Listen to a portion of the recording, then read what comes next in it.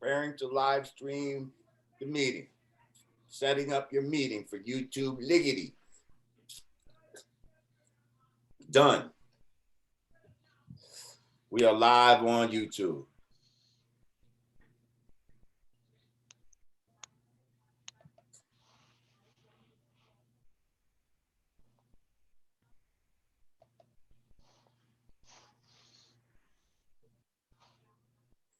Yeah. What's good? I know you got your lotion this week, Rage. What? Those knuckles don't look so white this day. Don't look white now. Yeah. They still a little white looking, but they have. They're not as white as they were that day. You look like the abominable snowman of Knuckles. Don't look so white this day. Don't look white. Oh, hang on. I gotta mute my YouTube. Nah, that was me. I just muted mine also. Oh. New easier moderation. Okay. To pause the chat, then point to message to delete it. What's good, that's YouTube easy. Live? What's happening, family? We in this bitch. Oh. Yeah. They're here already. Wow. Godcast Live. Hey. It's the Godcast Live. What up, though? Okay. We in this motherfucker. We back. We on? All right. We on. Jay Netta, what's goody? Jay Netta's in the building structure. Peace to all the family in the house. Listen, welcome back to the Not a Mean Godcast. I'm Lord Jamar. I'm Digger. Who's that down there? Checker Rage. Fact checker Rage. Shout out to buddy. Godfrey. He will be back. Trust me. It's just, all this upheaval that happened and, with the Black Lady Theater. We will bring you an update because the fight is not over as previously reported. We will bring you more information about that because the fight continues. As you can see this week, Rage has applied some lotion to the knuckles, and they are not looking as white as they were in previous episodes. Thank you for that, Rage. You're quite welcome, but they do the same damage, so don't get it twisted. I feel you. Bing, bing. Now, bing, before bing. we continue, make sure you like and subscribe to the show. Click the notification bell at the bottom so that, you can get notifications whenever we go live or load up a next episode and all of that. Now, if you'd like to donate to the show, after this broadcast, you can go to cash.me/$you're not a mean, patreon.com/you're not a mean, or you're not a mean.com/support. But if you'd like to donate right now, during this chat. During this episode, hit us on the super chat. Now the super chat makes your comments to get stuck at the top, so we'll possibly answer your questions right now live, and some of y'all possibly will even shoot you the code on how to come in and join us live on the Zoom with us. Okay. That being said, right on. Let's get into the get in. Well, hang on real quick because we have viewers that are not appreciating us not doing the math on this new platform. So let's give them today's math, which is February 24th, and then let's give them February 24th. Make it today's math. Wisdom, culture, freedom, all being born in equality. That's right. Wisdom is one's wise words or ways and actions. It's how you move after you obtain knowledge. Culture is one's way of life. It is how you live every day, how you think, how you operate and manifest. Freedom is to free the dumb from mental death and power. And equality is to deal equal in all forms of knowledge with your human family. Peace to the gods and earths. Oh, well, also, hang on. We just passed February 22nd, and I must say, happy born day to the Father Allah. Born on February 22nd, 1928 in Danville, Virginia. Okay? Peace to the gods and earth. Peace to Allah and justice. and we just celebrated his born day this past couple days ago. Okay. So thank you for that, Digger. Thank you for the math. Bringing us back to the essence, to the foundation. Now, question: will we be uploading this? Whoa! Shout out to Ron Coleman. Thank you for that $10, brother. Early. The live. Now the 24th is our actual live stream date. Now, when will we be uploading this? It's gonna be up as soon as this is done. It's out there. It's out. Okay. Yeah. So okay. We super current. Okay. So secondly, I would like to shout out Black History Month, and in honor of Black History Month, I have rid myself of those Brazilian bundles, and I am sporting my natural. Look at that, and look how it bounces, and it's oh my God, it's full. What? And that's all you, girl. Let them know. And I just got it cut. No, not for nothing. My hair be long as shit. Every time I get my hair done, they be like, "Why are you getting weave?" I'm like, I be trying to protect my own. So you know, and you're gonna have so many people in the comments like, "Yo, Digger is so beautiful. Look at her with her natural hair. I don't know why she even goes down that route. Cause look at her. Thank you, Mr. Otica. Bouncy and looking like a damn Prel model or some shit out there. Shout out Jazora. Thanks for the super chat. Looking like trimmed. Looking like Vidal Sassoon out this bitch.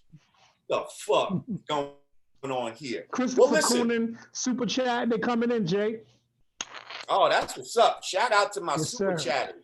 Listen, all y'all super chatters, if you got a question or some shit you'd like to talk about, let's talk about it. Thank you to King Allah. Can I get 20 for Digger's lovely hair? This Digger's lovely hair, beautiful. 20, can I get a 20? Can I get a 20? Can I get a 30? Can I get a 30? Can I get a 30? 30 going once, 30 going once. Can I get a 40? Can I get a 40? Ooh, that's a deep conditioner and a doobie. 40 going once, 40 going twice. I want to get to breaking news. News. So Harvey Weinstein has been convicted of 2 counts of 3rd-degree rape, and I think 1 count of something about a sexual act or some shit like that, 1st-degree sexual act misconduct, some fucking shit like that. And he's immediately been remanded. This nigga going to jail. Now, he might not be getting the type of time they was trying to serve him with, but it looks like he's going to get at least, 5 years. So all the walking with the walker shit and the, acting like I'm blind shit, that shit ain't work. Like they ended up giving this motherfucker some time. Number one, what do we think about this just on the Harvey Weinstein level? And number two, how do you feel about it as a woman, Digger? And then Rage, I'd like to ask you how you feel about it as a man. So let's get into it. Okay, well, from my perspective as a woman, I think a lot of the details in this case were that the women, or his defense rather, was that the women continued to have relationships with him after the fact. Now, I know to the average person that sounds crazy, like, how do you get brutally raped by somebody but then continue in a relationship with them? I do know that at some point, it almost becomes a denial factor. Like, there are women that, they don't want to be the victim. They don't want this news out there. They don't want their reputation being compromised, especially if you're in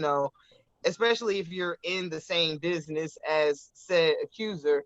So oftentimes you kind of sweep it under the rug and just try to, try to, either pretend it never happened or minimalize the seriousness of the situation. So I do, from just from a woman's perspective, I do see how it's possible, to continue on with the relationship. It's almost like you want to pretend that didn't happen and turn this into a real relationship so that in your head, you know, you weren't victimized or you weren't assaulted. But I think now, because, you know, women are coming out in droves, like, yo, this happened. Like, a lot of times it just takes one person to say, yo, this happened to me, or and then for everybody else to be like, you know what, come to think of it, yeah, I'm a victim too. It's almost like, if you think about, look at like battered, what do you call it, like battered woman syndrome, like the woman that's abused, you know, by a husband or a partner or something. Like, I've heard women say like, no, he doesn't abuse me, we hit each other, or we have fights, or sometimes I hit myself with the phone. Huh? Oh yeah, I mean, you know what I'm saying? It's like you kind of normalize things to just kind of like not make it seem like what it really is. And then when you say it out loud, or you hear somebody else speak about it, like, you know what, in real life, I was a whole ass victim. Like, I got raped as fuck. Like, I'm bugging out. And sometimes that doesn't, you know, sometimes it happens right away. Sometimes it might take years. I mean, look at the Asriel, look at R. Kelly's victim. Like, one minute she's sitting in an interview next to the Joycelyn chick, like, oh, you know, we riders, we chilling, like, our parents are bugging. They, you know, we good with R. Kelly. But now you see that now that everything is gone, the money's gone, the glamour's gone. She like, wait a minute. I was getting raped as a minor. It's like now she's looking back at herself like, boy, I look crazy and sound crazy talking. Well, you know, it's funny what people will tolerate for certain things. But here's the thing. Let me just address this. Annabella Sciorri, she was one of the she testified during the thing. She wasn't able to be one of the defendants, but she testified during this trial, along with my friend Rosie Perez, who tried to back up Annabella's claim, saying that she came to her during this time saying all this stuff. Annabella Sciorri did not have a relationship after her accused, you know, after being raped, supposedly, allegedly by this guy. She did not have a relationship with him afterwards. Now, what makes this case interesting and kind of like a precedent is that in the past, it would be someone like Annabella they would move forward with her case.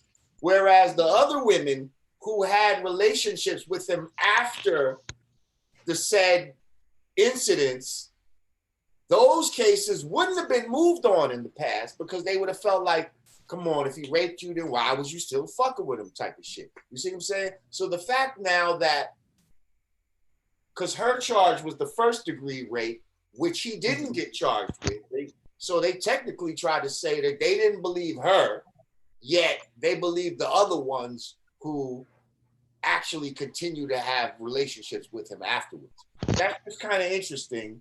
And it can, you know, and it just, it's going to apply to a lot of cases in the future and stuff like that. So I'm just saying, for people to be, you know, to try to act like, well, you know, she was still fucking with me afterwards, it's a slippery slope. Because it's like, yes, just like you said, yeah, maybe they were abused and they still fucked with you afterwards. But maybe they weren't abused, was fucking with you the whole time and then got mad at the end and then fucking made some shit up on you and said, yeah, but I was still messing with him afterwards, after the case. But he had, you know, he did something to me early on or whatever, but I just kept fucking with him. You know what I mean? It definitely can go. It definitely can go either way. And I know there are, you know, there are some opportunistic women out there using this as money grabs. But there are, you know, there are a ton of reasons why women don't come forward. Oftentimes, you have a lot of women that just feel like, okay, I'm gonna accuse him. My reputation is gonna get slandered all over the place. They're gonna start making up people I done had sex with, and that person's gonna end up getting off anyway. So why bother? It's just my reputation that's tarnished, and that has been the sentiment really up until the Me Too movement. And that's why you're getting so many women countersuing and retroactive charges being pressed now, because there was a time women just felt like, why bother? Why am I gonna go through this and have my name dragged all through the mud? Like, look at the guy, the Freddie murder, the Central Park, the girl that got murdered. Is like, she's dead, and they just having a circus with everybody that she allegedly slept with, but she got raped and killed in the park. It's like the women sometimes can't win for losing. So I understand women's reluctance to speak up, and I think I think it's it, like you said, it is a slippery slope, because there are opportunistic women, but I also feel like there are women that just don't feel like getting dragged through the mud for the guy that has a whole lot of money to get away with it anyway. Probably like the first one, the one that didn't continue the relationship. He probably got all type of stuff said about her in court, and he ended up getting found not guilty on her charge. Rage, you got anything to add on to this before we move on? Because Digger doesn't have a lot of time, and I want to touch as much stuff as possible. But we're going to still stay here after Digger leaves, because we got other things to talk about. Oh yeah, yes, buddy. I'll be gone. Have your day, bro. I'm gonna have my day. All right. I'm sure you are. I can't wait to look at the live stream. Yeah. So yes, Rage, anything to add on to this? Y'all covered it perfect, man. And to add on to Digger's point, I have witnessed that sort of degree of separation and delusion from women who have been, abused and sort of convinced themselves that they weren't, for whatever their own self-survival application is. Although I also see that there's some complicity in the recipe that's not being discussed, just in the sense of once you're in that Hollywood environment, you kind of know there's almost an unspoken code, a social contract. Certain type of things may happen. And based on the we've all heard of the casting couch. I mean, come on, without a doubt. From a child, it's a slippery slope. It's a slippery slope. That's what people are trying to change. It's like, okay, this is unspoken rules. Yeah. It's been going on for decades. But wait a minute, but do we want to change it? Because some of that eases into, what we might describe as feminine wiles. The reality is that women get their way from the promise of. No, we don't want it to to have to sleep with somebody. I don't know. To the top, and you know what it is. Well, okay, but it's all in the wording. I'm not saying as vulgar as a favor for a favor. What I'm saying is that, like, the whole feminine wiles, women using the art of seduction and the promise of to get what they want, to get things done. Well, guess what? Yeah, if that weapon is now taken away from you, forget it. You can't use that no more. Some women use that. The world will cease to exist. All women use it. Well, guess what? If you take that away, then the bitch just got to get her role based on her talent. Now, how about that? Well, that's gonna be hard.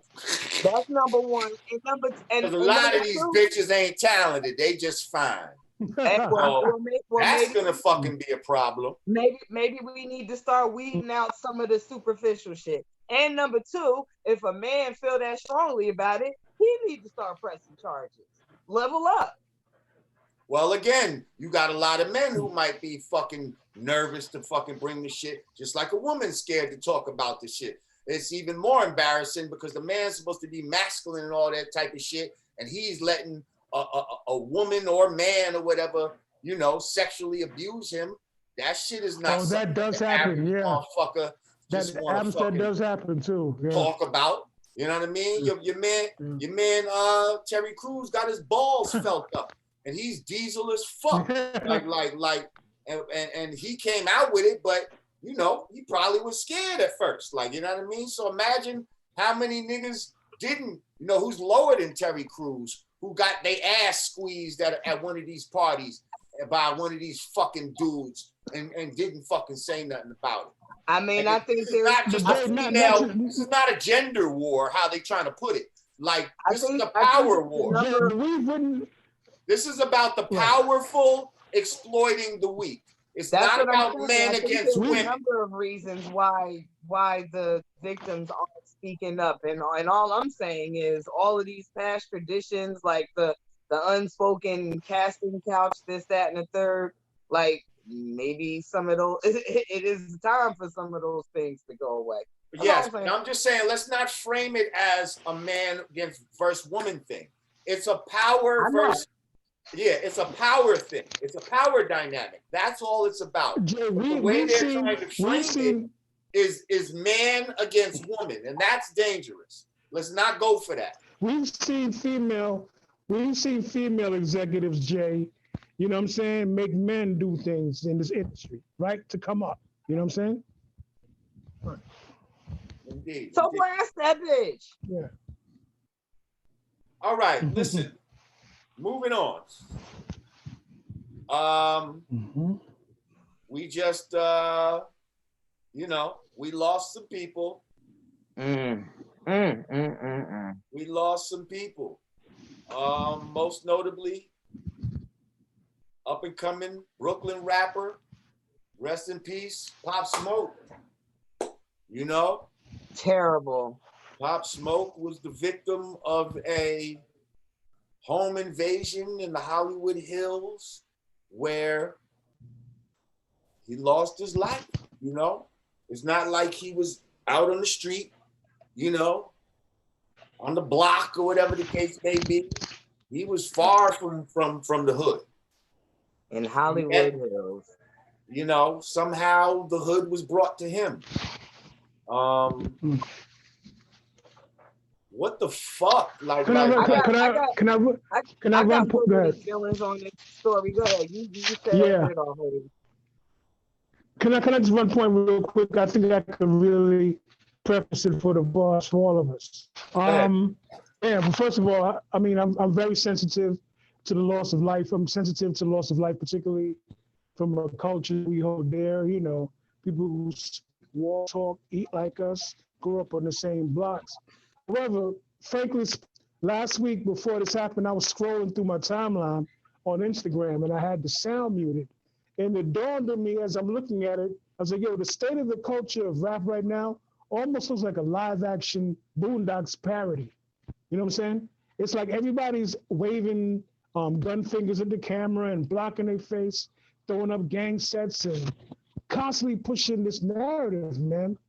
And then, you know, it's happening where it's coming into the culture like your authenticity is proven by depending on your affiliation and your ability to navigate those dangerous waters. So in a sense, I hate to say it, but it almost feels like the chicken's coming home to roost.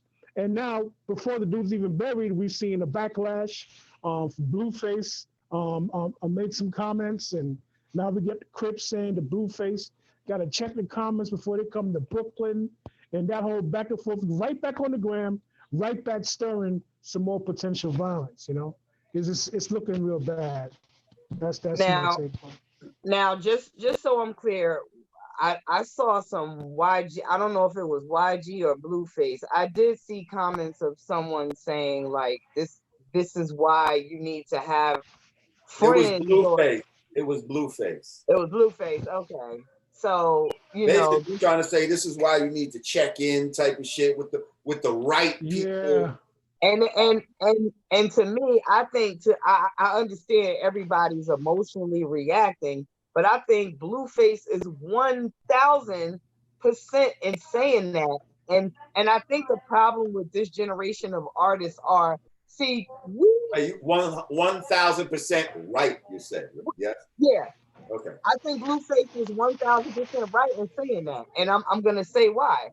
Because like we lived through the Biggie, Tupac, you know, debacle. Like we know how real that got, how dangerous it got for, you know, and that was just music artists. That wasn't even necessarily a blood and Crip thing, although, you know, there were some, you know, some third party figures involved that may or may not have had gang alliances. But I say all of that to say, I don't think these artists, they're so young and so cocky and they feel like, oh, you know, they look at checking in as like a sign of feeling like they gotta submit to somebody. Like, I don't gotta check in with nobody else. Ain't nobody gonna fuck with me. Like, my nigga, it wasn't designed to put you in your place. It was actually designed to help you. Like, we understand that award season come, any of those events that East Coast artists had to travel to California, we know that there are people like waiting, working in the trenches, waiting for you. So oftentimes you had your West Coast liaison where as soon as you touch down, you let somebody know, yo, I'm in town. You getting the weed brought to you. You're getting the right vetted broads brought to you. Like whatever, however you're trying to move around. But Digger, yeah. What? I was just gonna say something. Yeah, here's the only thing about that, nigga. You're right, right? You're right to a degree, right? But here's the thing. You came from a certain class of people that when you got to Cali, you probably got introduced to, said, quote unquote, those right people. Now, for some of these people, right, especially the ones that run in those gangbang circles, right, when they show up in the city, for them, checking in doesn't just mean checking in like, hey, I'm here. Exactly, right, It means I'm here, extort me.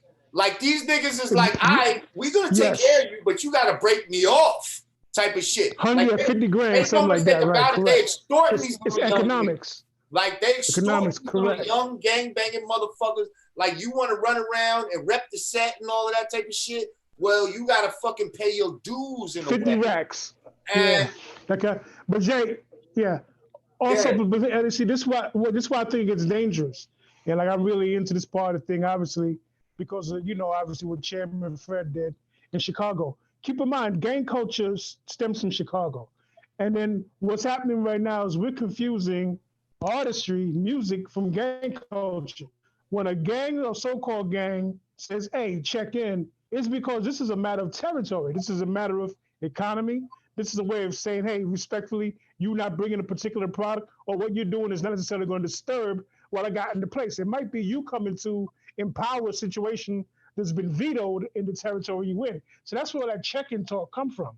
But when does it turn into you being a musical artist there to sell goddamn music downloads and perform, and now you got to check in to perform art. So the problem is that we're conflating these two lifestyles.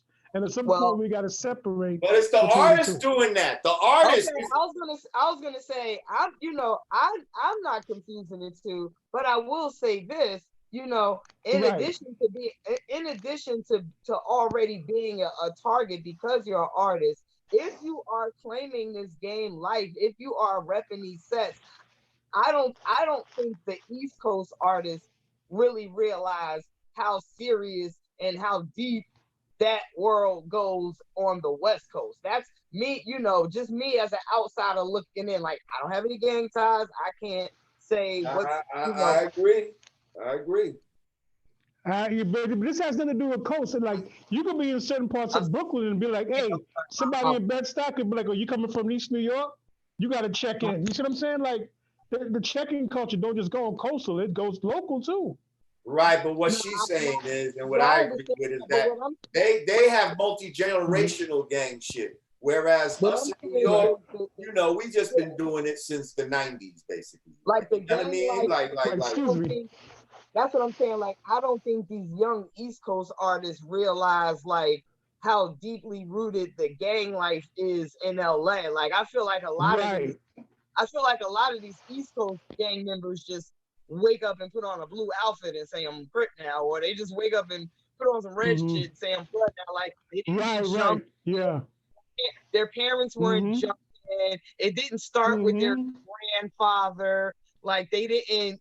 You know what I'm saying? Like, they just kind of going through the motions. And I'm not saying that applies to this situation.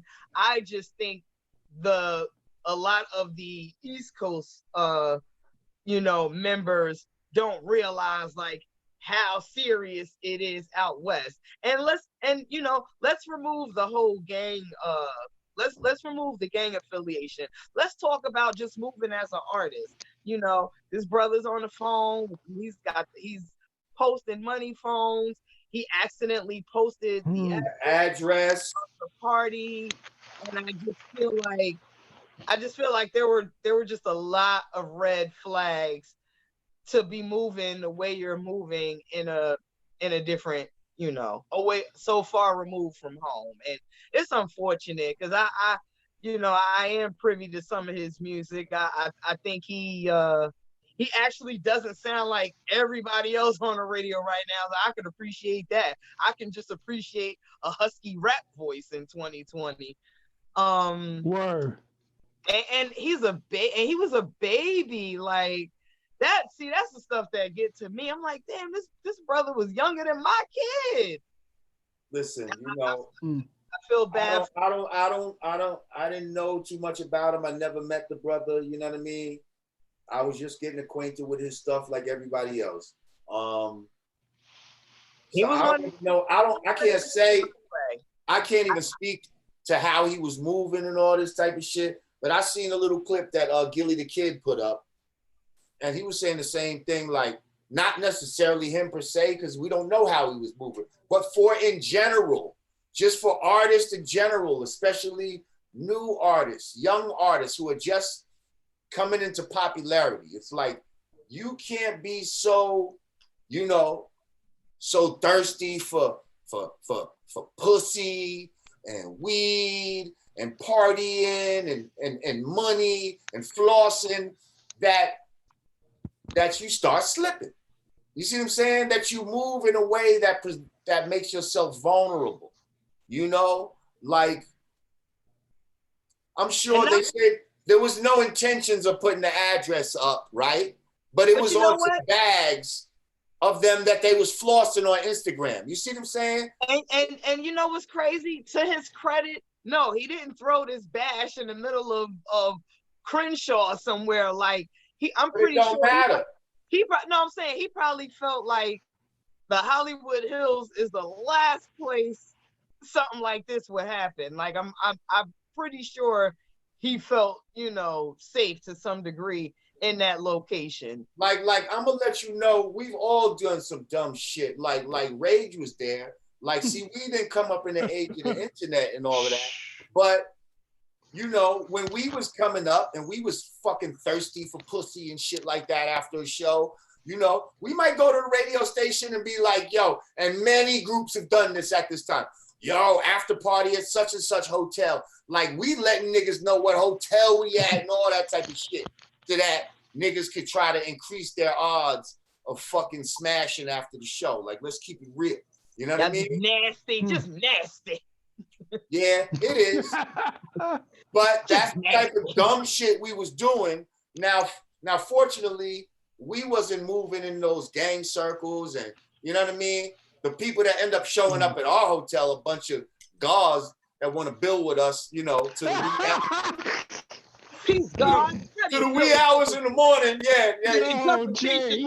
They want to build to the wee hours in the morning and shit, you know, and we tired and shit. Talking elevation of the interpretation of the situation. But we didn't have the type of you know, the type of situations that other people might go through if they coming through representing that kind of gang culture. You see what I'm saying? Yeah, Jay, I gotta make knowledge born real quick. We was in DC and the guards would roll up on y'all, man, and they formed a cipher around UNX and had y'all going through 120 and all that. Meanwhile, girls just walking around waiting to be courted, and I see y'all looking like, damn, we gotta move on with this, black. Move on, black man, move on. Yeah, I hear you, God. But hey, got these weak ciphers.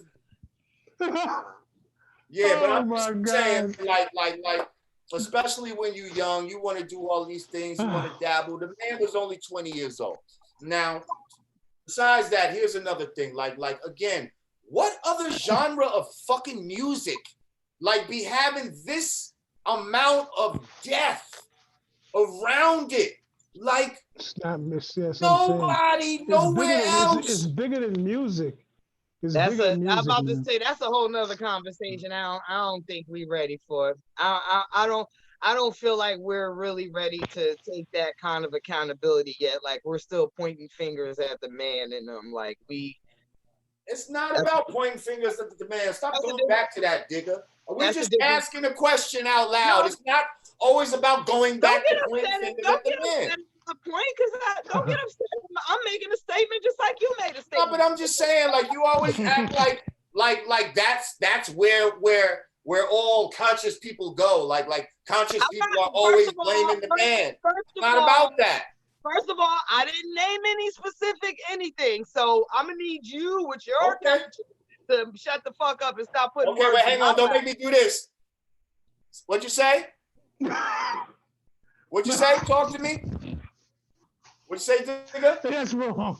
Don't put words in my mouth. Don't put words in my mouth.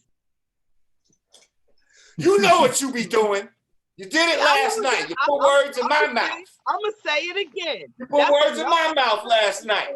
That's another conversation that we as people are not ready to have, because we are not ready to take accountability of how we could be moving different. Yes, we are. Yes, we are. We're ready to do that. We're ready to do that. We've been ready. Okay. I'll be waiting. Okay. Rest in peace, Pop Smoke. Okay. Rest in peace, Pop Smoke. Now, another rest in peace. Now this is touching us from like childhood shit.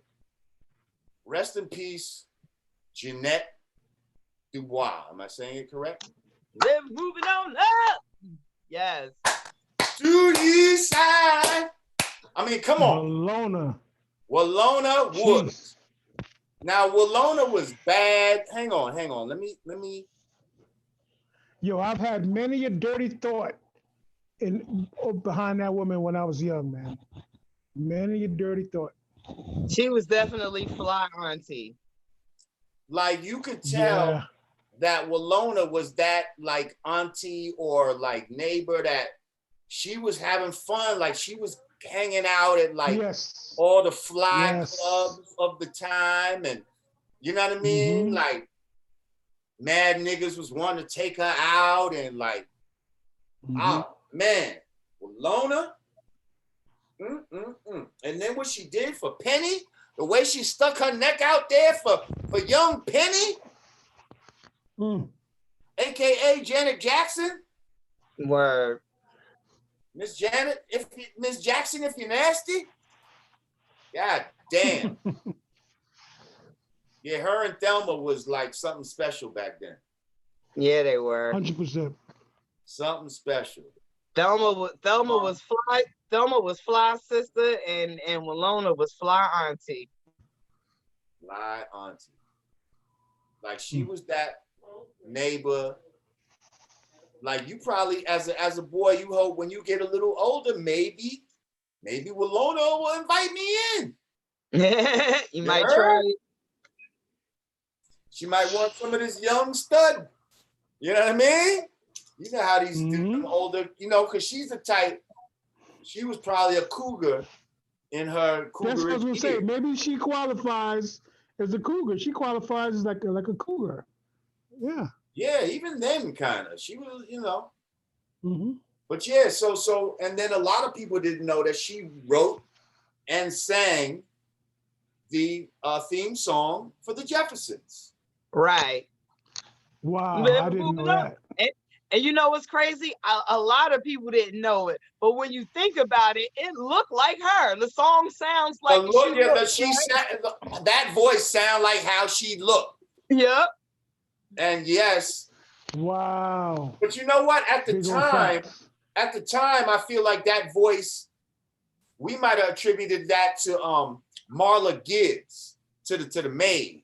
You know what I mean? In my mind, it was that almost could have been her voice. You see what I'm saying? Because back in those, do you remember how back in the days, they don't really do this no more because they don't do a lot of theme songs to TV shows with words. But the theme songs used to like whoever was singing the lead, their voice would kind of be similar to the lead character, or some shit like that. Interesting. Very You know what I interesting. mean? Yeah. Like, Very interesting. Yeah. the man, whatchamacallit used to do a lot of those too. The nigga that did Family Matters, Homeboy's father. You talking about Changing blurred lines. Yeah. Robin Thicke, yeah. Thicke. Robin Thicke, Alan Thicke. Whatever his father.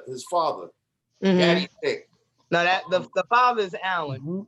Right, Alan Thicke. That nigga sang I think he sang a couple of theme songs. Yeah.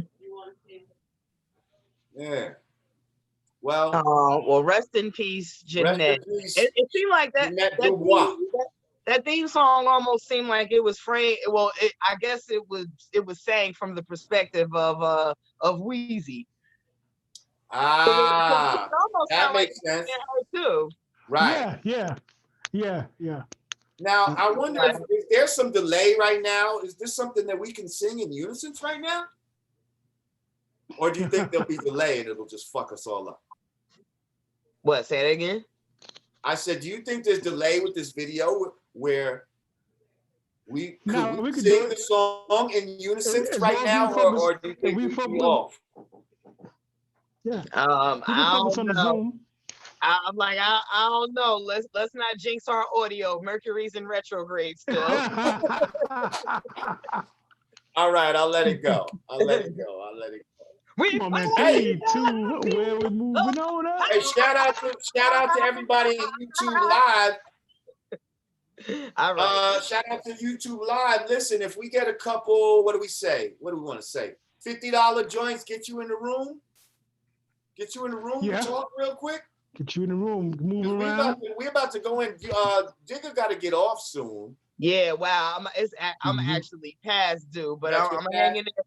I'm hanging there for 1.5 more topics. Okay. Because yes, people, I still got something to address about what you want me to address.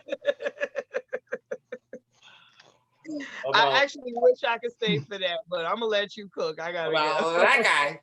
But anyway, I know you. Well, NAACP awards were this weekend. Oh. Looking like the Black Oscars. Let's see. Where's that at? Now, I would like to, now one thing I am not aware of, its origin. You were actually putting me on earlier that the NAACP awards was not originally started by Black people. No, the NAACP, period. No, not the award. The organization itself.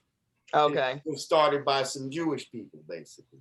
Okay. See, actually, I did not know that because I came on here saying like, what are we complaining about the Oscars so white for? This is a whole ass Black Oscars right here. Right.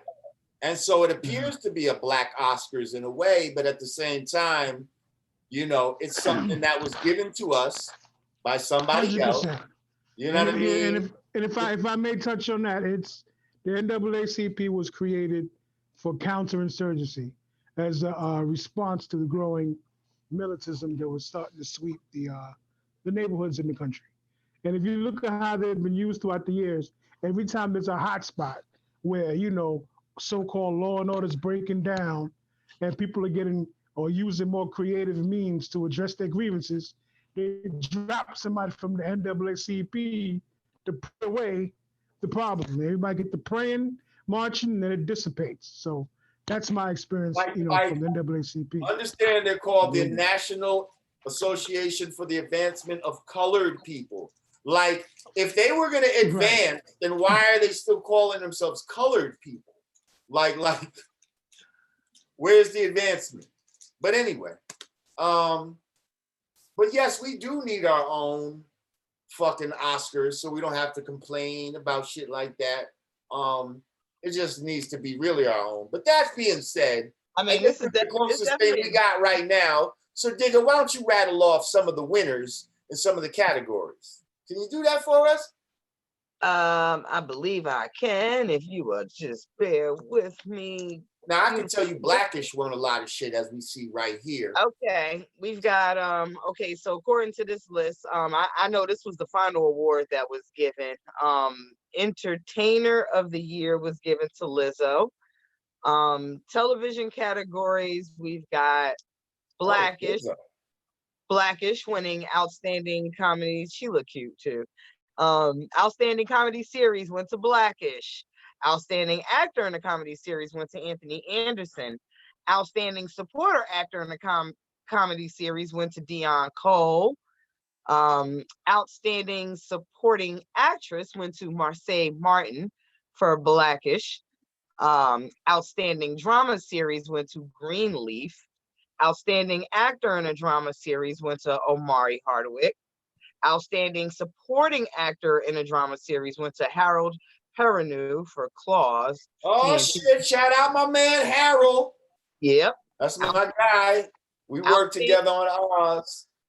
Outstanding Supporting Actress in Drama Series went to Lynn Whitfield for Greenleaf. Outstanding Television Movie, Limited Series, or Dramatic.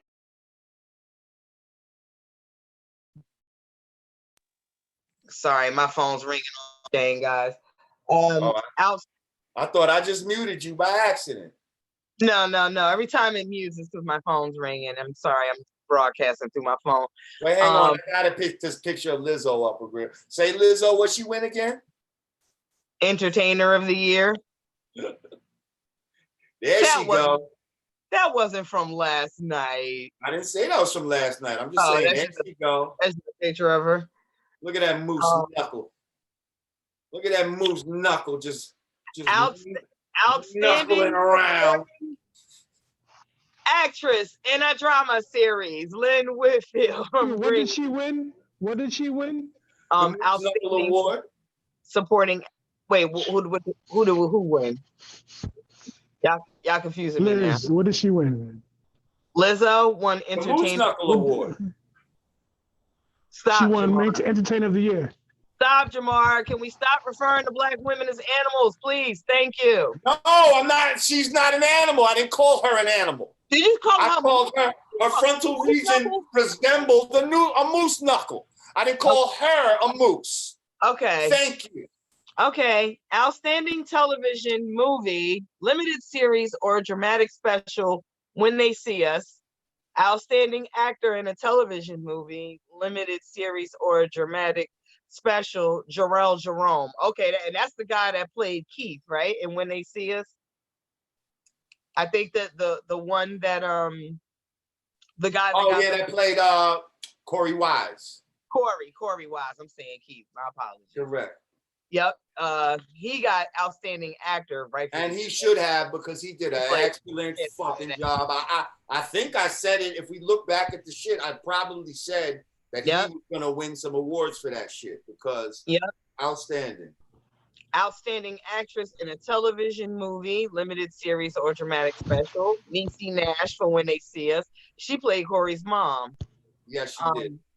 Outstanding News / Information Unsung. Outstanding Talk Series. Hey, Unsung, I was on there. Outstanding Talk Series, Red Table Talk. Oh, did y'all see the Red Table Talk with Snoop? I didn't see it. Snoop did a Red Table Talk. I've never seen a full Red Table Talk yet, so no offense. Me neither. Outstanding, but shouts out Jada. Outstanding Reality Program / Reality Competition Series / Game Show, Rhythm and Flow on Netflix. Outstanding Variety Series or Special. Godcast. Homecoming, a film by Beyonce. Hey, Image Awards. Okay, wait, this is Outstanding fucking Godcast. That's just television. There's a motion picture category. And that ain't even a full list, but basically, I would say Blackish got a lot. I would say in the motion picture, Lupita, I'll do the highlights. Michael B. Jordan took home Outstanding in the motion picture for Just Mercy. Outstanding Motion Picture, Just Mercy. Lupita Nyong got a outstanding actress for Us. What about Black Panther? They got something. I'm seeing them. Black Panther Panther. Forever. I don't think Black Panther got anything. I think you're just seeing a lot of the actors. Well, Lupita's holding something. Yeah, because Lupita got outstanding actress in the motion picture for Us, the Jordan Peele movie. Oh, well, then she's standing with the whole Wakanda crew, but then she's just holding her shit. So it made it look like they all want some shit, but I guess.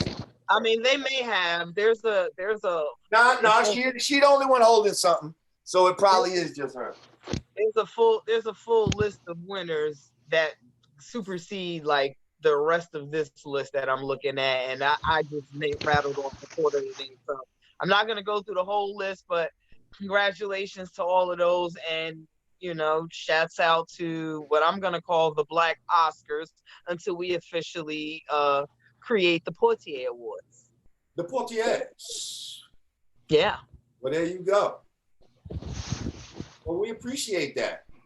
You gotta get ready to make moves.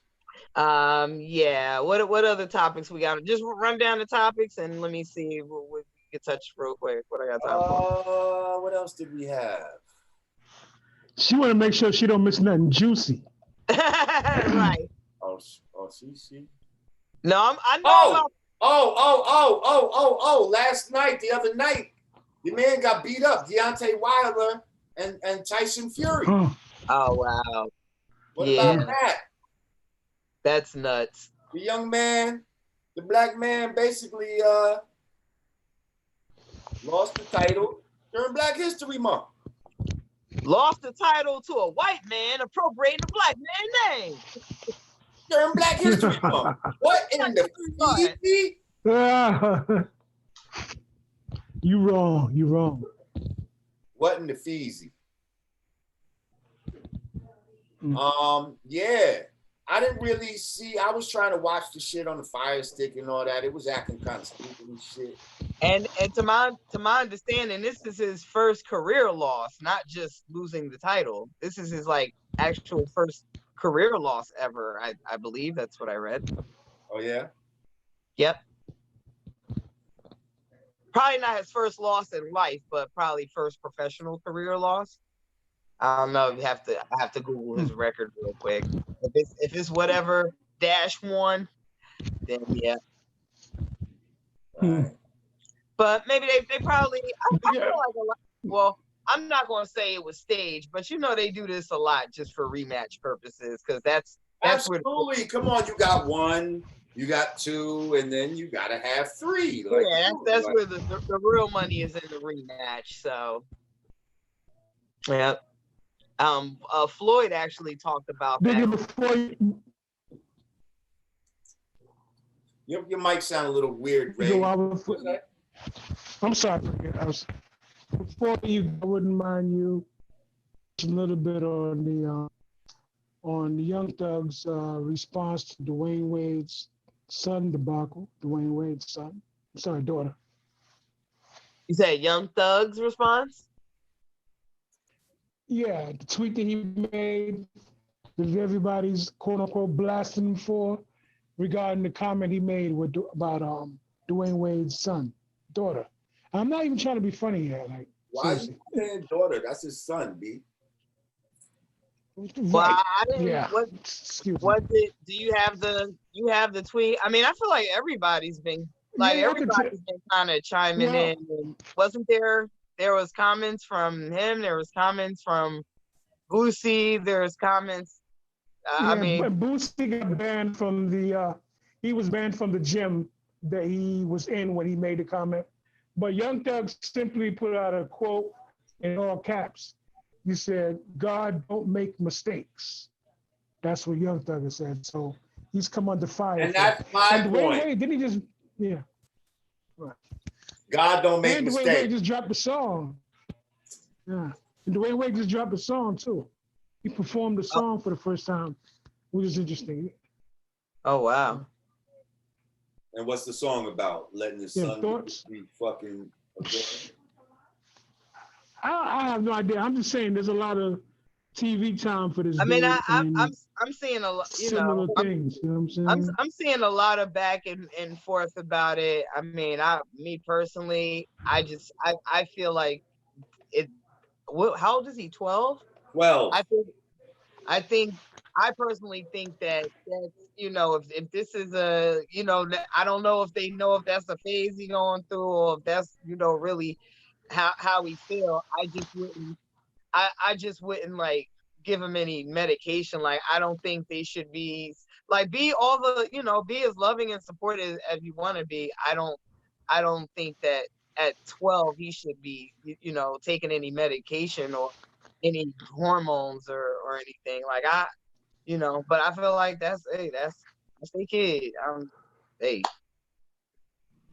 it ain't for me to judge. That's that I would just hope that they've been responsible enough to do the research to understand the you know the pros and the cons of if you want to be mentally supportive and support them, fine, but also understand any negative impacts that said lifestyle could bring as well. And as long as they fully informed Well, I guess, and that's how they rolling, it's me personally, none of my business. That's my take. I guess what I really wanted to hear from y'all is, and I know this might be extreme. God don't make no mistakes. You right. Yeah, I mean that is without a doubt. That is without a doubt. But I'm just saying, for Young Thug has come under scrutiny from us before, for almost adopting in the interest of his artistry what we might consider to be feminine behavior, right? And I was under the assumption that he would almost be aligned with their lifestyle. So for him to make that tweet, just sort of, I don't know. I never thought that about Young Thug, though. I mean, I know people made fun of how people made fun of how he dressed. That's fair. And, in certain comments that he made, but I never got that from him. Even in interviews, like I never got that from him. And the people that know him, like, no, y'all got Young Thug fucked up. He out here putting on costumes. Like by no means is he is he anything other than a live nigga. So let me just tell you one thing from experience, right? I happened to have a chance to be around this guy one time in a studio down in Atlanta. And all I'm gonna say is, in the studio was in there was nothing but niggas with guns and strippers, female strippers in the studio, walking around half naked. Didn't look like no kind of gay shit was going on to me. That's all I'm saying. Was there some tight pants? Yes. But didn't look like no kind of gay shit was going on to me. I didn't get the feeling that this guy was gay from what I never on that particular night. But it ain't even like I seen him fucking with mad bitches either. I'm just saying, if you gay, then you should have a bunch of little gay motherfuckers. You know what I mean? Like, I ain't seen none of that. He had strippers around. Like, why? Well, we know it's enough people on the DL, so that don't mean shit. Yeah, niggas is out here running through women, going home to their boyfriend. So I ain't none I'm just telling you what I seen. Like, you know what I mean? But I don't, I have pretty good gaydar, and I never got that from Young Thug. Okay. Well, I'm glad you said it. I agree wholeheartedly. God don't make no mistakes. This is why,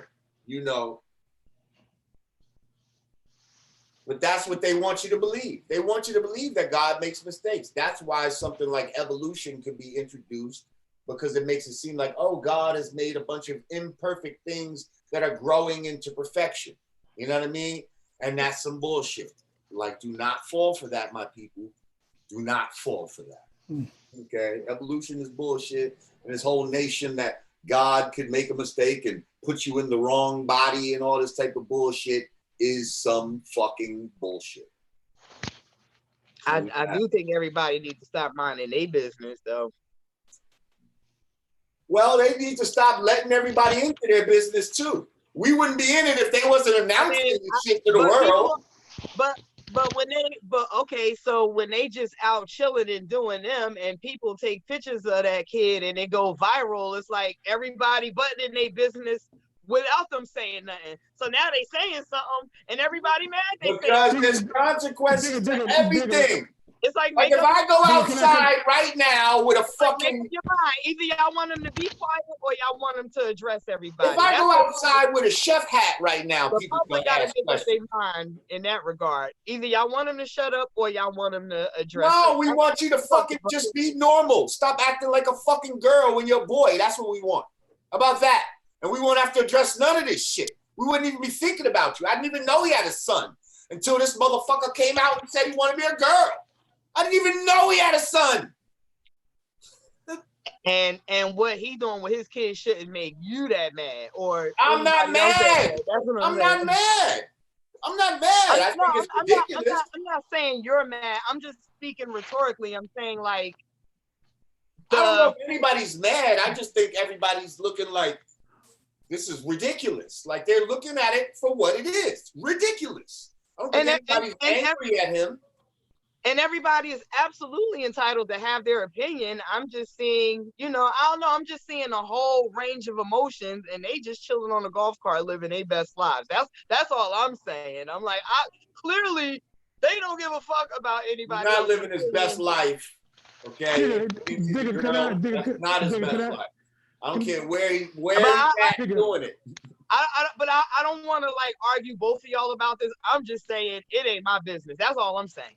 That's all I'm saying. And I'm just saying it's not our business, but they make it our business once they announce it to us and try to he announced it to the world for all of us to know. So in a way, he made it our business. I get that, but the reason why I'm saying they're addressing it now because when they do things, when they just go off and mind their business, and we see pictures of him with nails and outfits on. Everybody said, what's going on? It's not like announcing this is not going to stop us from saying that. We still going to say that. Jamar, do you hear the words coming out of my mouth? Yes. I'm saying the public will make all of these assessments of, we need to hear from y'all. What's going on with that kid? And then they answer. And then the public is mad at the answer. That's what I'm saying. That's all I'm saying. Okay. All right. I hear you. That's all I'm saying. I hear you. Digger. What, Rage? Say one thing, and I'm not. What's up, Rage? Don't be scared. Don't let us scare you. Say what you want to say. Because I don't need you to convince me of anything. Like, I get it. You're not trying to convince. What's up, Rage? Okay. All right. So I'm not arguing with you. All I'm asking you to consider scientifically, right? Just for the academic purposes. Consider that maybe there's a correlation between framing narratives and policy. So when you make a statement like, we don't really care what people are doing in their business, they're living their best life.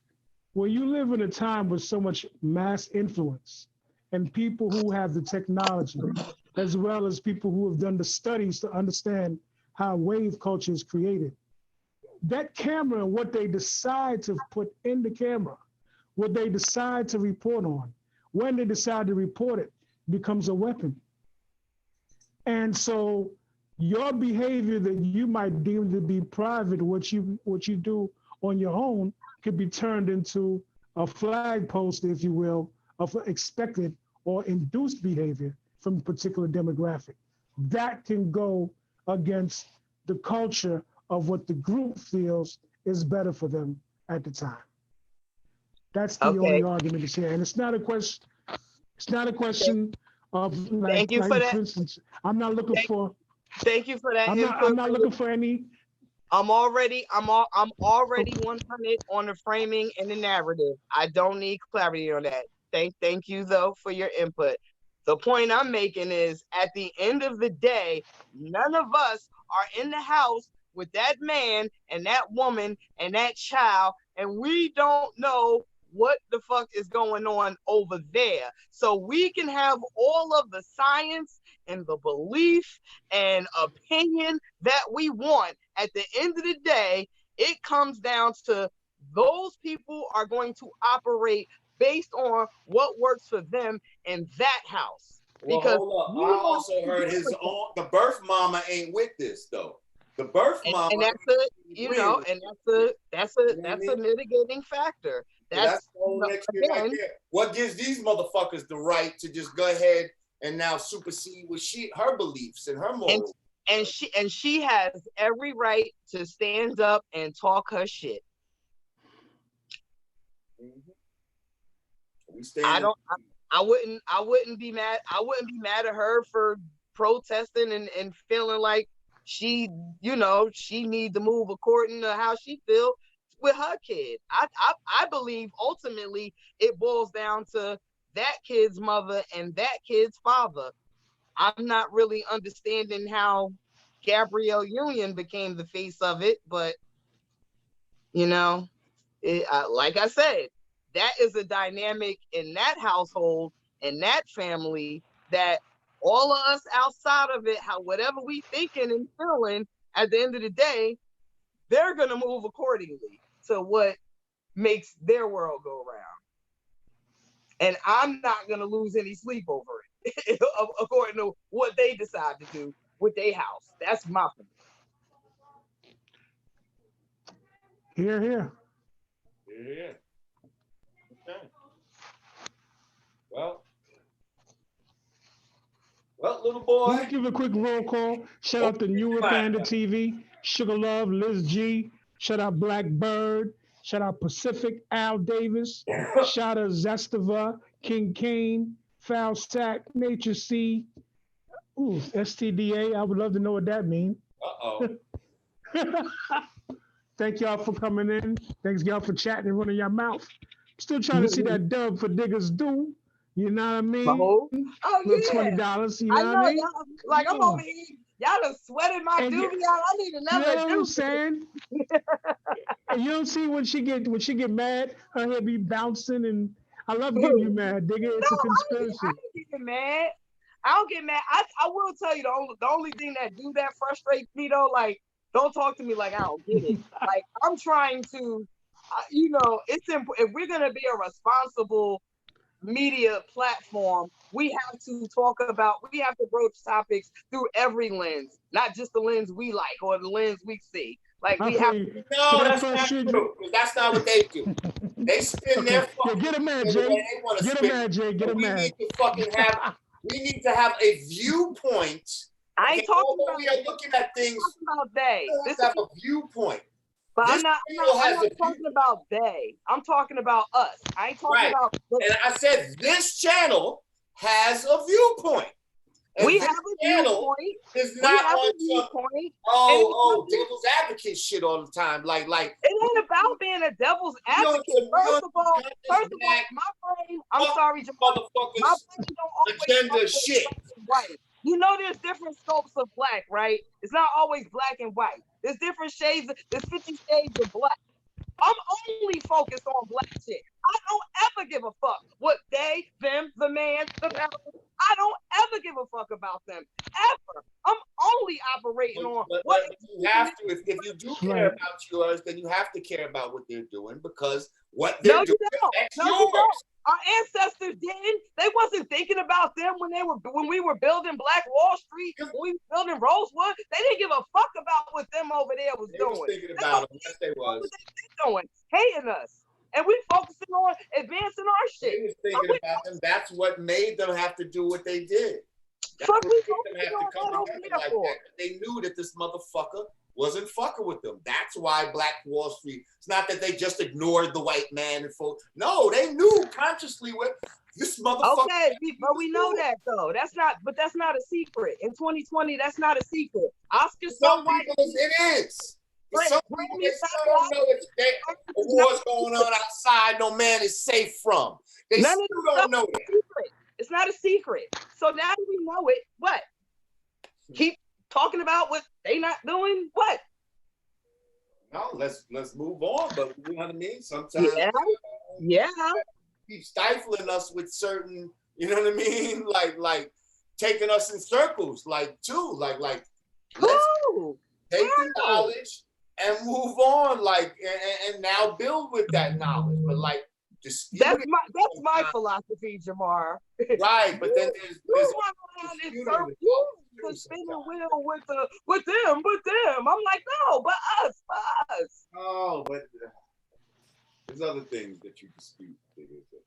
Well, okay, just to bring the viewers up to speed, we always have these debates. Okay. Always. They might be catching the tail end of an argument. Next conversation. And we're not ready to go into at this time. And you ain't gonna be cutting me off. I said what I said. Oh my God, it's 3:30. I'm getting the fuck out of here. I'm getting out of here. I love y'all. We love you too, digga. Oh shit. Come on, stick around. Stick around, digga. Dub that other. She gotta dub go. that other thing. Stick around. Yeah, no, I'm supposed to be in traffic court an hour away in 30 minutes. I'm wilding. Hey, look, digga, can you see me? How much she loves y'all. Can you see me, digga? Okay, that she stuck around so that y'all can fucking enjoy her fucking, you know. Yo, digga, can you see me? I just see Jamar. No. Okay. Well, I'm doing my pouty face. Your pouty face. On my lip. Oh, I see you now. Yeah. Don't be talking shit about me when I talk either. Talk shit about. Why would we talk shit about you? You're like good. Now we got. It's going down. It's going down. We already got talking points, stuff in the queue, stuff earmarked, red line on you, digga. This is a problem. Nah, only fucking with it's a problem. I was a good submissive queen until I met Jamar. He got me hollering at a man.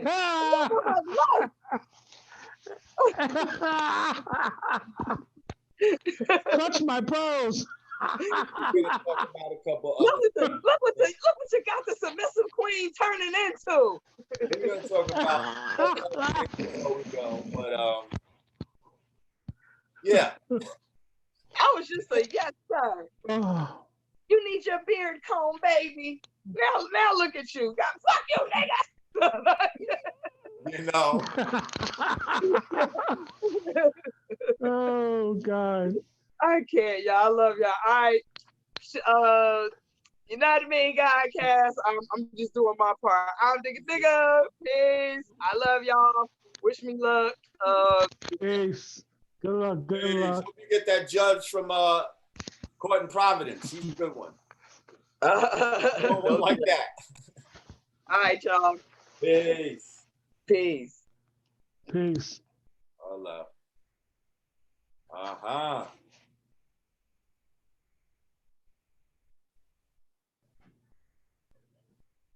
There we go. Whoa. I still hear you. Don't be talking about me. No. I almost stopped. Okay. There we go. All right. Now it's just the brothers. It's just Truly Zambian. What's hoodie? Shout out to all my YouTube Live people in the house. So, all right. Now that the sister's gone. Yes, buddy. Man cave time. Break out the cigars. The coasters. Break out the cigars. I'm letting knowledge be born. And my name's the R, aka I am not like the rest of them. I'm not on the list. That's what I'm saying. What I'm saying. Like a scientist. Like scientists. Let's get it. I'm Sharon Julie Zambian. Good to see you in the room, brother. Oh, Julie Zambian is in the house. What's good, Zambian? He's in the building structure. Yes, all right, he so is. listen.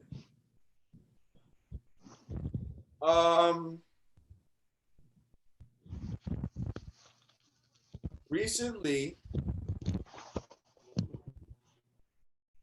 there was an interview with what's his name? Crooked Eye and Eminem. where the whole, are you a guest in the house of hip hop question came up. Shut up. I know you don't like them either. I know. You trying to weigh in. Yeah. You said talk about anything. So, first of all, I'm not here to fucking, gloat about this. I don't feel like any kind of championship was won or anything like that. But I just want to kind of comment a little bit about how it happened and just to frame a few things.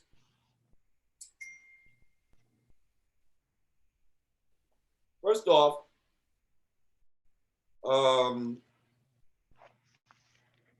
Nigga said she had fun.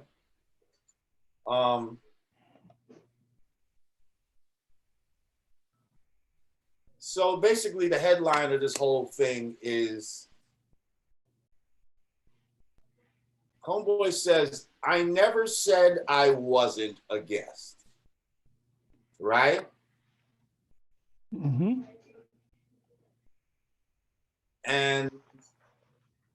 But you never said you were until now. It's like, if you knew you were a guest, then what was the whole fucking shit about for this whole time? What were all those songs about where you're speaking on the home and you're going to make me get remotes and all this fucking shit and keep talking about Speak the house on to God. and I'll be doing this. Speak on to God. Like, what was all of that about then in the first place? Secondly,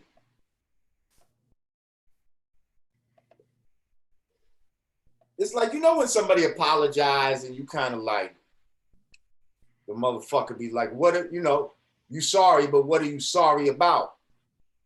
You know what I mean? Right. So it's like, this guy said, I never said I was a guest. So now say what you're a guest in. You're a guest in the house of hip hop that Black people built. Like, let the record reflect that and say that. Also in the interview, he didn't want to say my name. Not that I got some fucking, excitement for him saying my name, but when he wanted to try to talk shit about me on record, he was quick to say my name. Speak on it. Then when he pitches to the point that I was making the whole time, he don't want to say my name. See, because that's all about, you got my shit, you saying my name on record in one place, but you don't want to put it on record somewhere else. You understand what I'm saying? Like, for the official record is what I'm talking about, not on record like on wax. I'm talking about the official record.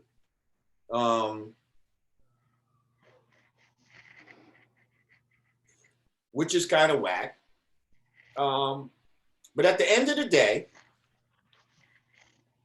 I was watching Professor Black Thought. I don't know if y'all watched Professor Black Thought, while I was listening to one of his programs on YouTube. And if you don't follow him, because he's definitely one of the leaders in new Black media. And he brought up a term that really struck a chord in me, where he was talking about us, the people, being the soil. Okay? The soil that basically makes things grow.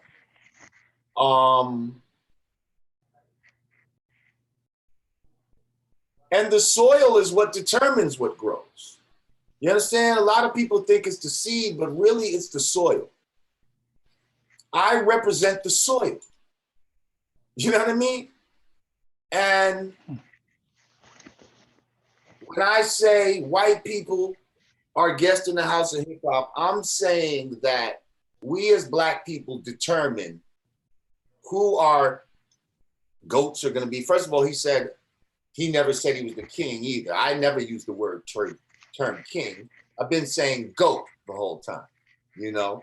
But also, if you never said you the king, then why you make a song called Rap God, you know, which to me is almost disrespectful to Rakim, because the only rap god we recognize is Rakim. You know what I mean? He's the god of rap to us as Black people.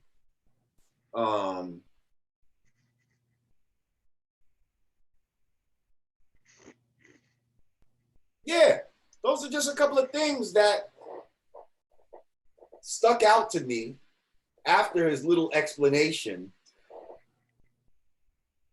And I'm not trying to drag this on or anything like that, but I don't know.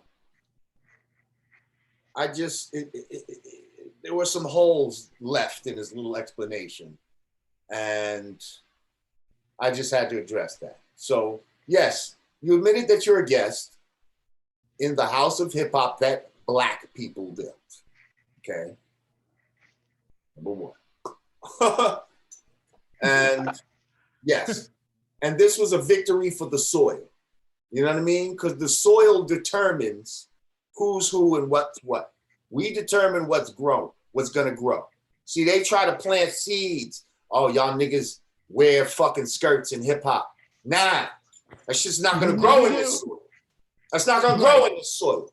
Oh, plant the seed. Oh, the white boy is the GOAT. He's the greatest of all time because he sold the most records. Nah, that's not going to grow in this soil. That's not going to grow in this true rich Black soil. And that's all I'm saying. You got anything to add on, Rach? Yeah, man. I prepared a little soliloquy, if you will. I'll make it real brief as possible. I first want to preface it by any people who are of the opinion that because of my proximity to you is going to give me some bias on the matter, like I'm just Team Lord Jamar. I am. I'm grateful for what you've done for me, Jamar, but I don't want anybody to tarnish my brand. If you know me, you know how I give it up when it comes to academia. So what I'm about to say is unbiased. With the Eminem issue, right? One term comes to my head real quick: arrested development.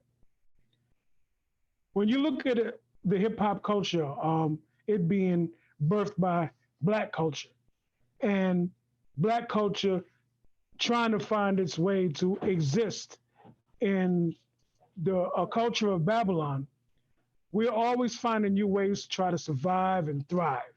And in doing that, we have our own lines of demarcation, or when we could say, okay, here's an advancement, here was a setback, etc.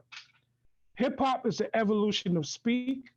Hip hop is an evolution of Black music that, because of the nature of its aggressiveness, we were able to use all the history that preceded it to inform us on how to look at the world currently and project what can or maybe happen in the future. So when I say arrested development, what I mean is, yes, this is a Black culture. It was created to serve us. And for us to constantly have to backpedal and explain this, it's like our development is constantly being arrested. We've been over this. There was a book written called Culture Bandits by a brother out of Philadelphia. They used to call him the war correspondent. His name was Del Jones. Jay, if you could bring up that image, I would love it. He wrote a book called Culture Bandits, all right? I know for a fact that during the time of Brand Nubian's rise, we used to get our books from like 125th Street, Mart, etc. This book was required reading, with the other books like How to Eat to Live and, the Malcolm X autobiography, etc. Del Jones goes out into this book, and chronicles how every time Black people have created a culture, how the larger mainstream has co-opted it by bringing in an invasion. We had the British invasion to answer to the Motown phenomena at that time, et cetera, et cetera. We had Elvis to answer to everybody that he kind of jacked his music from. Anyway, my point is, what happened is that Eminem exists in this context. So even though he may not have complete nefarious intentions, the machine will seek to use him and Absolutely. propel him to further stardom, and which puts him in the awkward position of having to distance himself from what the machine is doing, and he might have been too young to do it at the time. Plus, the nature of rap is bravado, so he's like, anybody diss me, I go at him in the lyrics, rah rah rah rah rah. I believe what's happening now with him acquiescing to admitting that he is a guest in hip hop had to come from certain intelligent forces in his ear. It's like, wait a minute, you don't want to come out on the wrong side of this historical thing because you can start to look like an invader. So I believe it was intelligent pressure that made him acquiesce to that, even though the acquiescence wasn't full because he never said your name. But I think that that's what led to that. So in closing, I like to say kudos, Lord Jamar, not just as a rapper, but in standing your ground, bringing an intelligent and cogent argument, and having that argument answered the way it's been. I think this is a victory for the culture, and I commend you for being a part of it. Well, thank you, Rage. Yes, sir. Listen, I know I said things that, as an MC and all of that, probably got under his skin, you know what I mean? Seemed like I was making fun of him and all of that. A lot of it was just an effort to try and show that there is a difference. Y'all can act like we live in some post-racial fucking society all you want, but we don't. And I'm gonna say it a million times, there's a black world and there's a white world. And this is not me perpetuating racism by bringing light to that. Like y'all are trying to ignore some shit that's just apparent to anybody with real fucking eyes. Like, you know what I mean? And I can't just ignore some shit. I'm gonna speak on it when I see it. I'm about the truth, about having the truth being manifest. And I'm on my power to the people shit. That's how I came up. I believe that the people have the power, And so let this be a lesson to you, Like, who the fuck am I? I ain't never went platinum or gold or nothing like that. Like, my word wasn't even supposed to fucking touch this guy. Like, you know what I mean? But, again. And I just want to say this too. The soil, Jay, I don't want, yeah. the soil decides what grows. But go ahead. What's that? Yeah, and again, I think that maybe dude might have been just young. He might have been kind of quick on draw. But honestly, I've heard reports from him before from certain of our heroes. I think I was talking to Tony Tone from the Mighty Cold Crush Brothers. And I think that he said he met him one time and was just kind of standoffish. Like, yeah, what fucking what? You understand what I'm saying? Like, there'd be no you, man. There'd be no any of this stuff if it wasn't for people like the Tony Tones, the Cold Crush Brothers, the Grandmaster Cazes of the world, and even in particular, for him to even think he could stand up against you, Jamar, is heresy. Your contribution towards the Pan-African viewpoint, liberation of your people as you identified it from the 5% nation of gods and earths, as you articulated as an artist signed to Electra Records, as you went on tour, making knowledge born, spreading what we spread across the country and the world. Your face and your contributions to hip hop and your group, Brand Nubian, is forever etched in the annals of hip hop history. So it's just unintelligent, it's disrespectful, and just all out crazy to come out and speak on you and your group in that kind of way. So that's how I see it. All I can say is the issue is done now. Like, the white people's Lord and Savior has proclaimed that he him. So if he's a guest, all y'all motherfuckers is guests, like I said. And there's nothing wrong with being a guest. Like, there's nothing wrong with being a guest. We created this shit. And y'all, we let y'all into it, but just understand that we decide how it moves. Like, and I know, you know, because the record companies have had their hand in steering this certain ways, and they still do it. You know what I mean? But ultimately, when you get to the essence of it, you know what I mean? We are the ones that really have control over this shit. You know what I mean? We decide what's going to grow in the soil and what's not. So just know that you have that power, people. Like, know that that is your power.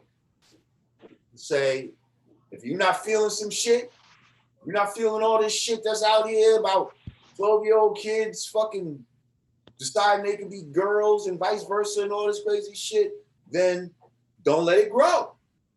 Don't let it become fertile in your mind and in your heart. And it won't grow. Period.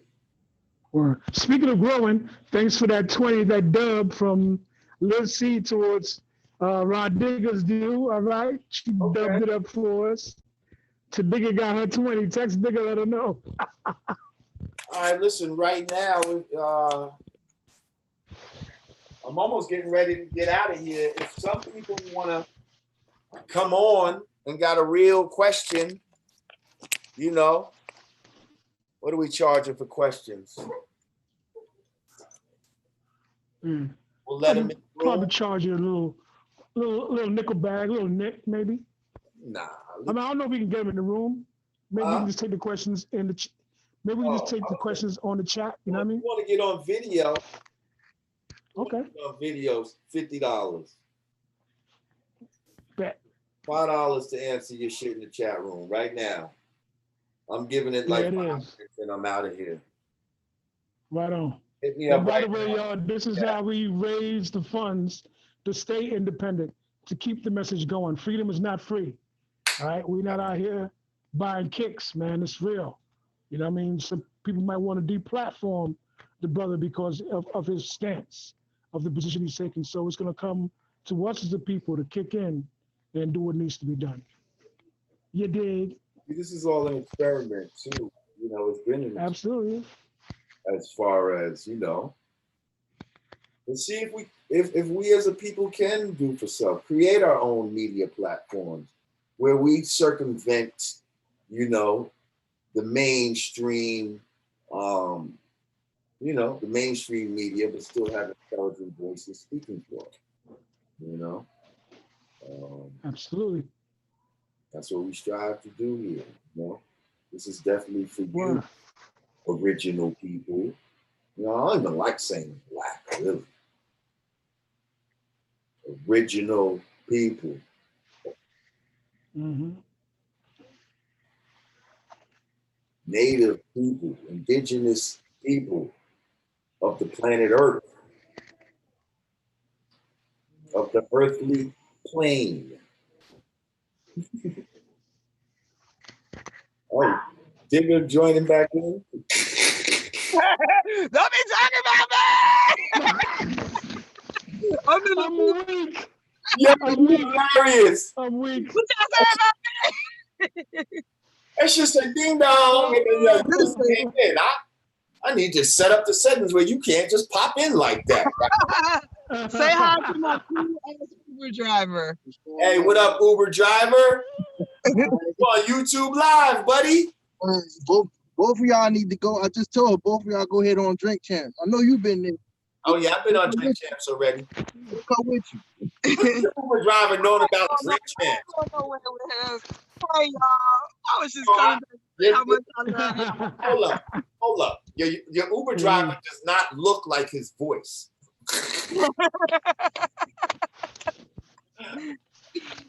thought he was gonna be like, "How are you doing?" He was like, "Yo, y'all motherfuckers need to go on Drink Champs. That's my word." He got a whole suit. Huh? I said he got a whole suit. That's what I'm saying. He looked like, oh, that's what's up. Oh yeah, we in the hood now. Get that dub. Oh yeah, somebody sent a dub for your doobie. Oh yeah, no, that's why I jumped back in. I need that whole dub. Oh, yeah. I was Word. actually watching y'all on YouTube once I got in the car, but then I heard him say somebody sent the dub through for digging. I'm like, hold up. Oh, let's get back on there. I heard Ray say, yeah, take it and make sure she knows she got a dub. Like, oh no, I'm gonna make my Every friend. dollar on this show. We hear Shout dub. out Liz C. Thank you, Liz C. That's a paycheck right there. Yo, that's Shout crazy. out Liz C. Thanks a lot, Liz. Only on the Wow. United Mean Godcast will you get the host just chiming in live from the Uber. But yo, this is kind of dope. That's kind of dope that you can do this now. Like I'm not gonna front. Like the technology to be able to just you in the Uber, like you just was in the crib. Now you were doing it from the, ship from our phones and shit like that. Like this is shit. That, We got a $5 question, Jay. Dick Tracy shit. Christopher, Huh? we got a question. I just want to honor it. Okay. Christopher Coonan says, when will the next Brand Nubian record come out? Oh man, I can't tell you that, bro. Well, we know it's not going to be a diss song. Nah, absolutely not. There's too many working pieces with that. You know what I mean? Mm-hmm. Like, there's too many working pieces. But hopefully there still can be one. They can still do what they do. Mm-hmm.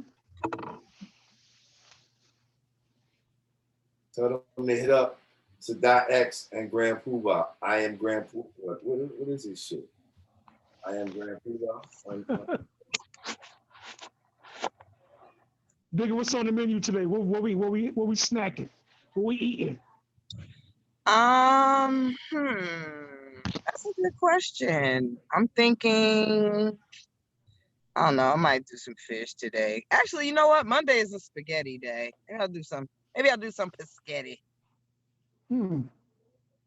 Talk with you. Monday is one of them quick meal, hurry up. I got 30 minutes to cook in between Jeopardy and Love and Hip Hop. So I think the fan might be getting between Jeopardy and Love and Hip Hop, right? Yeah. Got 30. Got 30. I made those meals too. I know just what you're talking about. Yeah. Got that 30-minute window to get in it. With Wheel of Fortune on in the background, maybe, huh? Right. Actually, I'll be watch that. I'll be flicking from Wheel of Fortune, switching over to Family Feud. Oh yeah. They got a Family Feud on that come on at 7th. Wow, we sound really fucking old right now. The Wheel. Hey, you don't want to fuck with me. You don't want to fuck with me in Family Feud neither. You heard? Come on, man. I'm just telling you. I'm just telling you, bro. I'm trying to save you. I'm trying to save you from embarrassment. Okay. You don't want it. You don't want to play me in Taboo. You don't like. There's a lot of shit you don't want to fuck with me in, digga. Oh no. My BFF already told you, girl. No, you and your wife got Taboo cheat codes. She already put me up on y'all. No, we separated y'all. I played Taboo with your girl, Kai. Yeah, and she said you and your wife got cheat codes. Ain't no cheat codes. That is a motherfucker just smart. That's it. You know what I mean? A motherfucker you just don't get it. Ain't no cheat code. The cheat code is in here. Well, until we get our Jeopardy off, don't talk to me about a Taboo or a Family Feud. Stop ducking the first challenge. Ain't nobody ducking. Get the shit up. Let's go. How long we been talking about this Jeopardy challenge, Ray? All right, well, we're gonna stop talking and we're gonna start doing. Yeah, we're gonna have a show just dedicated to the Jeopardy challenge. All right, let's do it. Come. Rage, you gonna come up with the questions? Now I don't know. Rage is too he too biased towards you. We gonna need a special third party mediator. Hip Hop Jeopardy will be wicked. I would love to do that. Matter of fact, I'm on it. Yo, let's do it. A Hip Hop Jeopardy. I could make a. And all the questions can't be from the 70s because I was a baby. Nah, it could be hip hop circa 90 to now. Man, you know what I'm saying? You can do the 80s. You can do the 80s. I was in tune by. Okay. That sounds like but it's gonna be some tough shit. It's gonna be some Super Level C in there, Casanova Run. You know what I'm saying? SP1200 information. Oh, listen. Magnetic. Rays, can you give an update on the Black Lady Theater? Whoa. Not as methodically as I would like to. What I was gonna do though is just have Omar prepare a little breakdown that we could like sandwich in or put up in the stories on YouTube. I will say this is an ongoing fight. They are going to different courts, and the courts are definitely hearing the argument. And the legal counsel is saying not only do they have a sound argument, but with the proper steps to actually get the theater back. It really was some bullshit. Thank you for the Evolve, $15. His question is, will you rap battle M or are you retired too? First of all, it doesn't even make sense to rap battle this dude. First of all, that whole thing is a done issue. Number two, we both different type of fucking rappers. I mean, for real, man. Like he makes comic book type of rap. I make black information rap. It's two different fucking things. They don't. That's like Farrakhan battling fucking the guy who creates The Simpsons. Like, right. Thank you. Sense. Well said, Jay. Well said. Do I come down to him or does he come up to me? Well said. Right. Subject matter. It doesn't make any sense. Like, just don't. Yeah, we both rap. They both write books. You understand? I don't know, man. But it's two different fucking things. But you know, like Jay, like we were discussing earlier. But music that I'm inspired, that shit was not inspiring.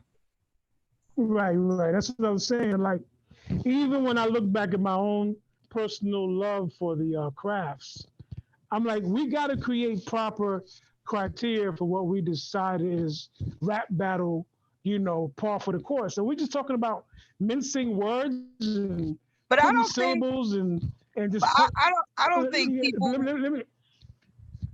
I was gonna say I don't think people would expect Jamar to be like face to face like some URL smack shit. Like I don't think anybody wants to see that. But I do think people would like to hear you express your sentiments in a song.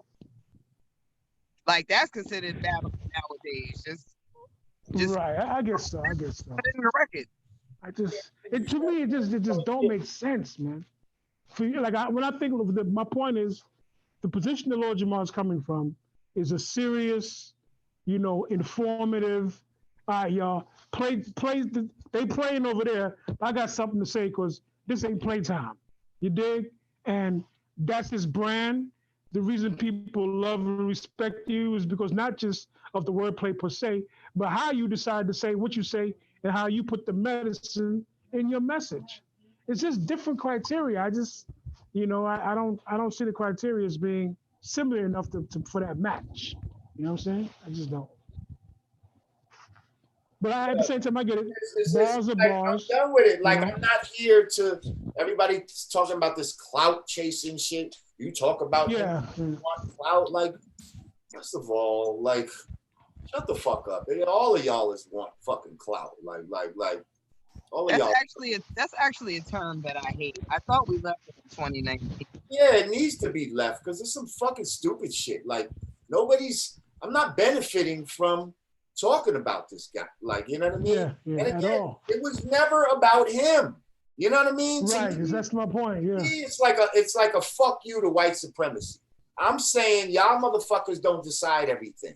That y'all feel like you do, but at the end of the day, like I said, the soil decides what grows. So we as black people are going to decide who's who and what's what in our culture. That's it. That's it. And so we'll decide, and everybody outside of that is a guest in our shit. That's it.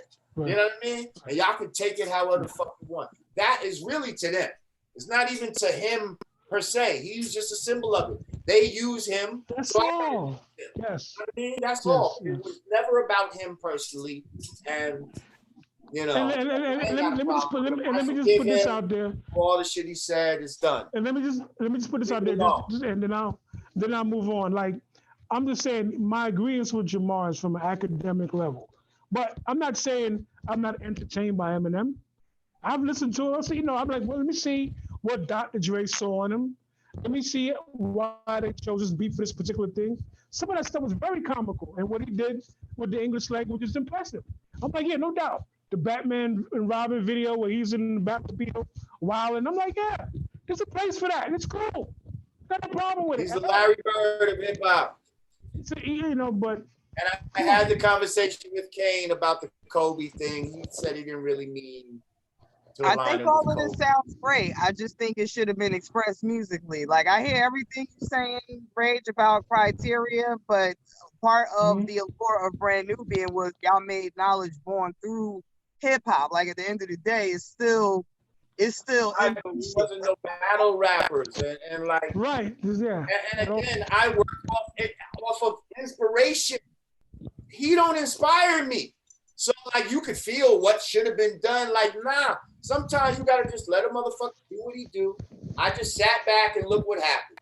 And now he had 2 fucking verses, sat back, said nothing, and he ended up fucking capitulating anyway. Like, well, since you're saying it's not about him per se, it's a, you're saying it's a quote unquote fuck you to white supremacy, then like that's the music you make. That's the music you've been making. I just think we as hip hoppers would have appreciated that sentiment in music as opposed to like, because what I hear you, Digger. I hear you. I hear what you're saying. No, I agree. I agree. For like punchlines against him personally and all of that type of shit. See what I'm saying? Like, I don't know. You just gave me an angle, maybe though. Just gave me an angle. I mean, I believe I believe it's over now. No, I mean he said what.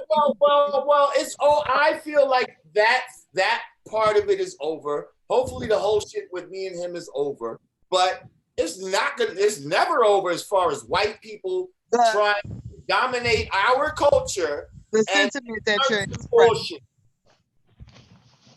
That fight is never over. And that is the music and the message in the music that we expect from you, or that we're used to getting from you. I think it's better received musically than like. She got a point, Jay. She's calling you out, Jay. She's right. She's right. Podcast, you know what I'm saying? She's right. You were a rapper, Jay. You were a rapper. I think I think that's where people started kind of like. I wouldn't say siding against you, because I believe an overwhelming majority agree with your overall message, but music is still subjective. Everybody has their opinion. Like, no matter what you say, there's always going to be a Rolling Stone or somebody that crowns people whatever they want. I mean, look where they put Houston on the list of vocalists. So, okay, all right, Digger, talk to me now. Talk to me. All right. But just as far as like, I'm just gonna say, moving forward, if a situation like this was to, happen again, I think there would be less criticism of if you talked your shit musically. That's just my personal opinion and my MC opinion. Okay, duly noted. Groovebug, Kumbaya. Yes, I mean, I guess are we done now? I don't know. I'm still waiting to hear that cha-ching from that doobie cash. hear that. I hear them coins saying that. It ain't instant like that, digger. With the I'm kidding. and you see the way my Oh, thank you. way my bank account is set up. You see, I gotta transfer to the bank for free. See, Saying too. but I'm gonna get it to you though. Don't you worry. You gonna get that dub. Trust me. I got you. Oh man. Here is some cha-chings. Trust me, I got you. But well, hey, I guess we could do a real sign off right now. Yeah. Huh? Yeah. You know, here a couple hours and shit. Well, hey, it's been a great one. I hope y'all enjoyed it. Once again, for the Anatomy Godcast, I'm Lord Jamar. I'm Digga. Fact checker Rage. Peace. Peace. And you don't stop.